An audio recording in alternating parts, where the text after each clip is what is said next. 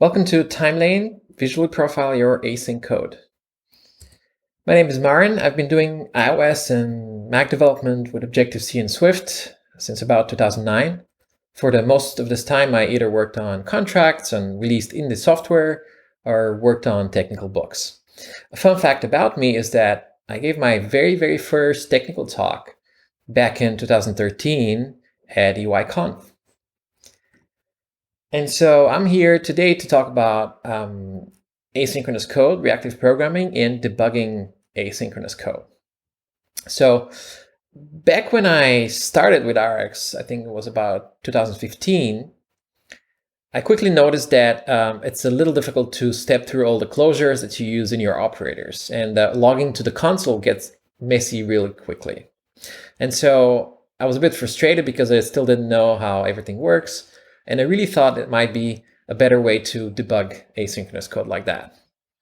And so in 2016, I created this proof of concept of a visual debugger that you can see on screen right now. It was called RX Visual Debugger, and I created it along with the RX Swift creator. And what it did was allowed you to use a single operator in your code that will visualize all the events that are flowing through that subscription in this interactive timeline in a browser window that's set open next to your Xcode. But the work on the interactive UI, all the timeline with zooming in, zooming out, and all this kind of like normal interactions in such a scenario were very difficult to do, and the project kind of did die out. Now, fast forward to Apple releasing Combine last year.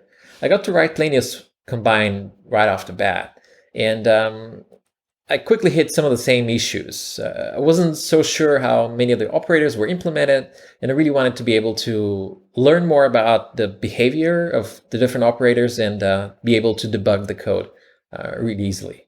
Now, this time around, I remembered that meanwhile, Appen has opened the Instruments app to custom instruments. So you can basically plug in your data into the Instruments app and use the beautiful interactive UI that's already there and works. And so I created Timelane. Timelane is a custom instrument that helps you debug and profile reactive code. It's really easy to use with Combine, in RX Swift, and operations, and basically any asynchronous code. So in this talk, I'm going to give you a quick overview of how to install it and how to use it to debug issues in asynchronous code. All right, so with that, let me start the Timelane tour. First of all, you download the latest build of the app from http timelane.tools. That is timelane.tools, and download the latest release and run the app. On the product website, there's videos and docs and so forth. The project is free and it's also on GitHub. So you'll download the build from the GitHub repo of Timelane. Right, so when you start the app, you have a simple walkthrough that gives you basically the instructions how to get started debugging with Timelane.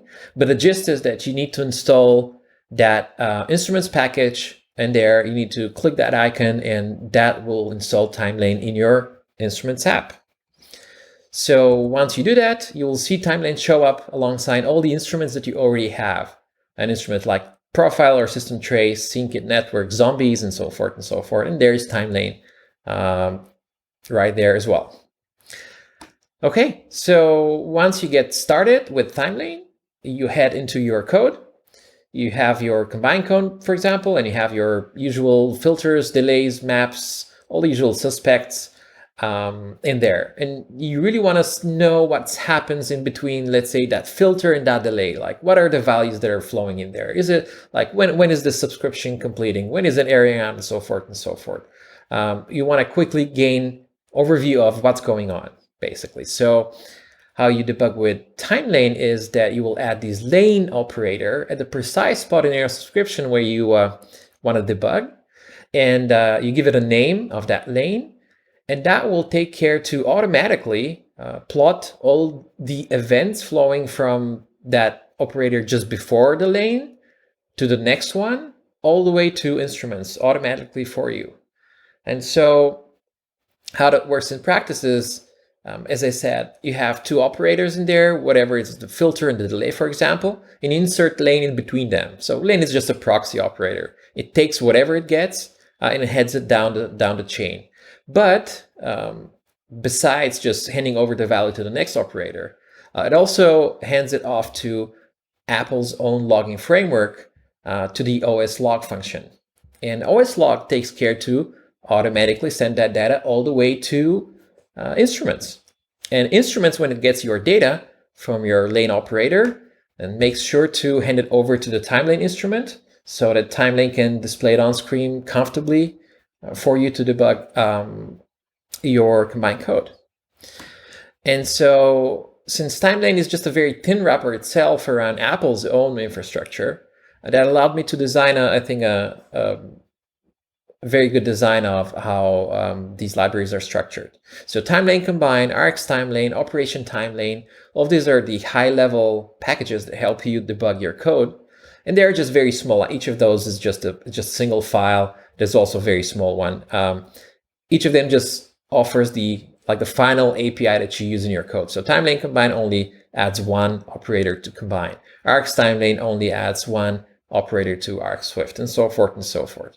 And all of these actually use under the hood the same infrastructure offered by Timelane Core, which is a core package that talks to Apple's logging framework. Timelane Core is also very, very small itself. It's just a wrapper around OS log.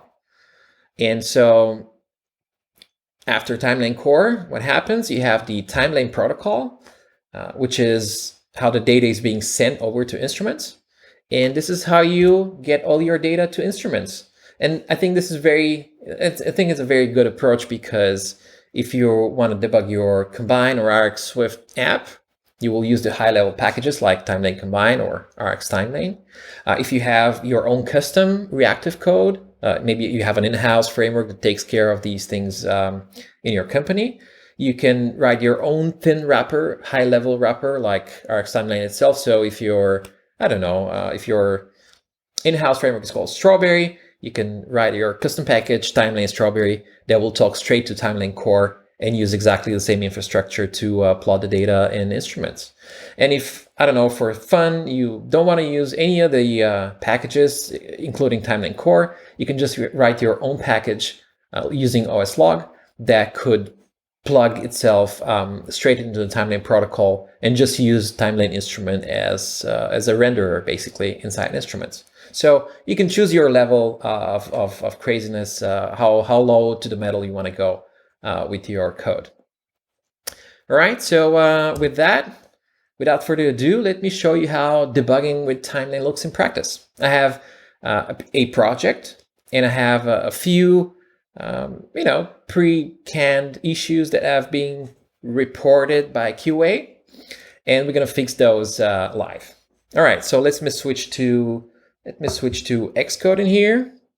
Okay, I have it here, right here, and I have my project in here. My project is very simple, although it is used Combine and Swift UI, so I think it's a pretty beautiful little app. It has, the main parts are, there's a timer view and a timer view model, and those drive a timer on screen. And you have a timer web service, which is a web service that the timer app can use to get random durations to run the timer with from the web. If you allow me to quickly run, let me hide Keynote in here. All right. So if we run the app, this is the UI. We're going to work with the simulator for this talk. I have a start timer, which always starts with a default time, with default duration. And there's a random duration, which makes a call to a web service, gets a random duration, and then runs the same timer as well. So let me start the timer once. The default duration is just 10 seconds, so it's not really too long to wait. So here it is. It's just a progress bar, a label that spells out how many seconds are left from the timer. And that's it. That's the app. I'm not going to go into details into the code itself. Let's have a look at how can we use Timelane to debug this app. So the first issue that I want to fix is So testers are saying that the app does not clear the label that says how much time is left from the timer at the end of the timer. So let me run it one more time. Let's have a look. So I'm going to start a timer. What QA is saying, hey, the expected behavior is to clear the label that says how much time is left, but the app doesn't do it. All right, and I see that it's pretty obvious that the label on screen says 0 seconds, even though the timer has completed a long time ago. Okay, so let me bring in Timelane, and let's have a look how it can help us debug this app. So I've already included the Timelane Combine package in my project, and that also includes Timelane Core. It happens automatically. You can also use CocoaPods for that, although Swift Package Manager is really the easiest way to include packages in your Xcode project.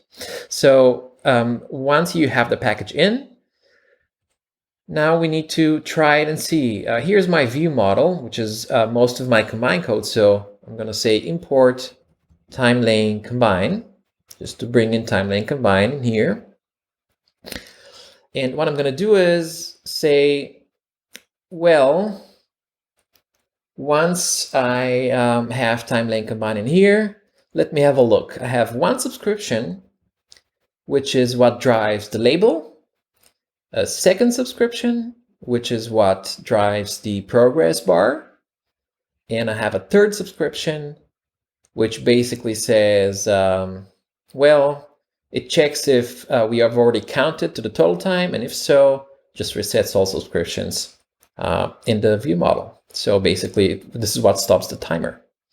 All right, so we have only these 3 subscriptions. This is all the logic on this in this view model. So I'm going to say, hey, let me, I don't know, inspect what this subscription here that drives the label is doing. So let me have a look. As I said, it's important where you insert your lane. I am going to insert it right after the map. It's important. So if you insert it here before the map, what you will be plotting is the counter itself. But I'm more interested in the values after I've mapped them to text and before I bind them to my label. So that's it. Insert lane and just call it somehow. I'm going to call it countdown. And now when I run instruments, when I hit Command I or product profile, I go into Timelane, and this is the Timelane itself, right? Let me start a recording session, which starts the app in the simulator. And let me click Start Timer and see what's going to happen. So things are happening. You see, first of all, there's a green bar here that says active next to countdown. And there's also a second horizontal bar here that says countdown. And there's a lot of these nice signpost signs in here. And there's a third one saying version. So let me stop the recording session and quickly have a look at what is this. So in this first horizontal bar that says subscriptions, this is where your lanes come up. And this bar here basically says your subscription run from this point in time until this point in time. And this is the final state that it has. This is the final duration that it has. So this is very useful when you have a bunch of subscriptions, since you want to see how they're situated in time, which one was first, which one was second, third, and so forth. On the second horizontal bar, you have all the values that have been emitted from this lane. So here's countdown, and here are all the values that have been emitted. You can hover with the mouse over them, or once you have selected this horizontal bar, here under there's a data grid that tells you these are all the events emitted by this lane. These are the values, these are the event types, and this is the time that they've been emitted at. The great thing is you can scrub here on the timeline, and you see that selects the event emitted at that precise time. Or with the keyboard, for example, you can scroll down here in the data grid, and that moves the playhead on the timeline to gives you an idea this value was emitted at precisely that time. The third horizontal bar just says, hey, you have the correct Timelane version, which is the latest one. This is protocol 1. If you need to update, you will see a message here that differs than that. And so here you can quickly see, hey, the timer ran for this time, and these were the values that were emitted. The one thing that really makes me an impression here is that the timer has been canceled. You see the final state is the bar is orange and says canceled. And if you go here and you look at all the events, after all the output, there is a single event called canceled. So this is the first thing that hints me that something went wrong with my code. The timer does stop at the end, but it doesn't complete with success, which is expected for a timer that does an error. It just says canceled. So let me have a look at my code. And here, when I determine when to stop the timer, I see that I clear the label in the receive completion callback in my sync. So since the subscription is canceled without completing, actually my code here that clears the label is never being executed. So this is the issue. We're digging into, like, why is this happening? All right, so let's see why this happens. Of course, Timelane will not solve the problem that you have in your code, but the idea is that with a single, with a couple of lines in here and there, adding few lanes basically, you can quickly see your data plotted on screen, and that will give you more visibility to what's happening, and it will allow you to more quickly, you yourself, find where the problem is in code. And so just as I saw that my subscription is canceled instead of completed, which was not really evident from the UI, right? So here it is. Here's where I clean the label.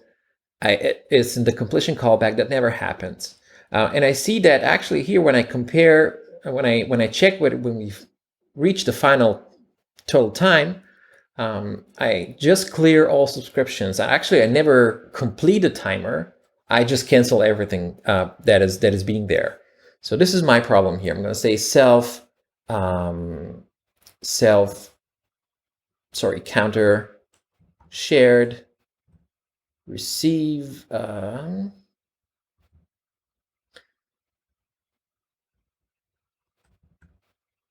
send and completion finished.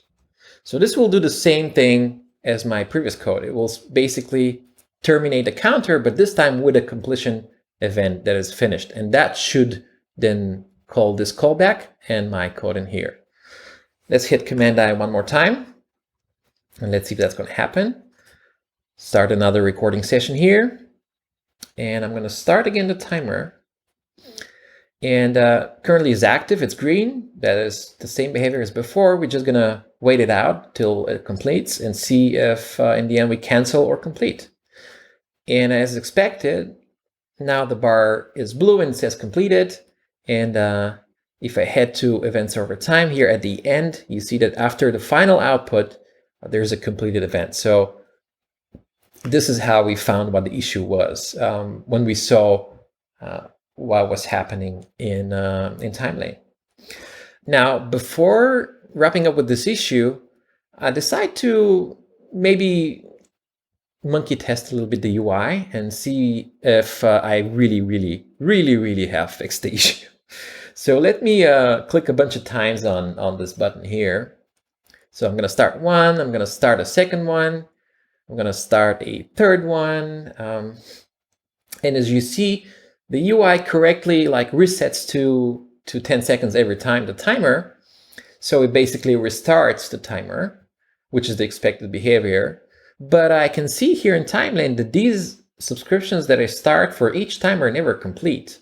So they kind of hang out in there and just do nothing, even though if the UI behaves correctly. So we have, again, the situation in which the UI is behaving correctly. So if you're testing by hand, you will see, hey, the timer is restarting and everything is fine. But in fact, you see that here, these subscriptions never complete, which is definitely not, maybe not a problem, but it's not what I expect here to be happening. I expect that when I click the button, these need to be canceled, and then a new one should be started. So every time there's just one active. So let me think. Every time I start the timer, I should cancel all the timers before. So this is my activate function when I start a new timer. How about if I have this old code that was before in the sync that just cleared all the subscriptions? What if I have it in the beginning? So when I start a new timer, just get rid of all the other subscriptions that I had before, all my cancellables, so to say. And I can Command I one more time and just rerun the recording session and just do the same thing to verify in Timelane if the problem is solved. So now when I click and start a new timer, you see that the previous one turns into canceled, so it's correctly disposed of. And every time, actually, there's only one being active. So I'm gonna click a bunch of times, and you see that here we have a bunch of canceled ones that are very, very short. Here you can see that they last for a couple of 100 milliseconds, but there's always just one active one. And now it's completed. So you see how Timelane gives you quickly an idea of the state of your subscriptions at any given time, and so forth and so forth. Explore the UI if you have a chance. It is really powerful. For example, if you head here to subscriptions, you see that there's a lot going on now in the data grid. But Timelane offers all of these aggregations that you can use. So you can filter and see only the active subscriptions at every given point. You can see only the failed ones, only the canceled, and you can see only the active ones at the current moment at any given time. Same here, if you go to the data grid, events over time, you have aggregations. So you can say, hey, I want to see only if you have more lanes, you can see only the events for a given lane. All right, let's go forward to showing you a quick trick. It is really great. This was added by a PR from Casey from Twitter. He just liked the tool. He added a PR, and so now there's a thing. So if you're really not interested in the lifetime of a subscription, but only in the values that are emitted, is really cool. You can just come to your published property. If you have a published property, you can just come here and change published to published on lane and give it a name. So I'm going to call it progress. And now when I profile one more time and I rerun Timelane, you will see that progress is being plotted right away. So as soon as the published property is initialized, it shows up in Timelane.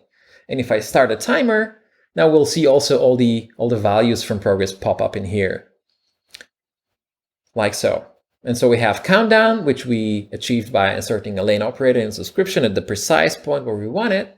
But we also have progress, which we just changed from published to published on lane, and that already plots all the values there if you're interested only in those. Okay, contributors for the win. And a final thing that I wanna show you is, I have QA telling me that sometimes when they restart the timer with random duration that makes a call to the web, it lasts a very long time to restart the timer. There is something wrong in there. And so, I'm sorry, with Timelane is especially good to investigate issues like that, where you have weird behavior and you're not really so sure what is happening from what the UI gives you. So they're telling me that there is some kind of a problem with the web service. So I'm going to head on to my web service, and this is where I fetch my token for my web service. And this is in my view model where I actually call that get token method on my web service. So let me insert a lane in here. And so this is the publisher that gets the token. Right after that, I'm going to say, hey, this is my token lane. And I'm going to hit Command I to profile. And let's have a look. So I'm going to click random duration. And I see that a few things happen. First, token emitted once. and then right after that, countdown started. So it looks like it's working correctly. Let me have a look. In here, I'm gonna select my token profile. I'm gonna see the events there. Nothing really much happened. Where's my token? Okay, here it is. So token emits once, emits some kind of a UID, and then completes. So it looks like it works. Let me do that again and see what's going to happen there. So here we have, again, in the token lane, another one. And here we have another countdown. Maybe another one. Oh, hey, something happened. Wait. Let me stop the session. Here I see in my token lane, here it emits successfully, here it's completed, but here it says an error. So let me dig down into token. And let's see, so the first time I got my token, everything was fine. Second time, everything was fine. And then the third time, I got an error saying server error, try again. And then I got another token. So something is happening. There was an error in there that happened. So this gives me, it doesn't really fix the problem, but it gives me a pretty good idea what's happening. And I really had to add just one lane at the place where I wanted to know more about. So the error is happening somewhere in here in get token. I'm going to jump in there. I'm going to see, and I'm going to check here. So here's where I call the web service that takes my token. And I was very smart. I just added a retry there. And it didn't really account any time for it. It didn't really do anything much. It just retries a couple of times before giving up. So what I think the problem here is that the server returns one time an error, and then when I retry, it actually succeeds. And this is really easy to test. Let's insert another lane in here. So let's say fetch token, just to make it different than the other one. Okay, and let's rerun that session one more time.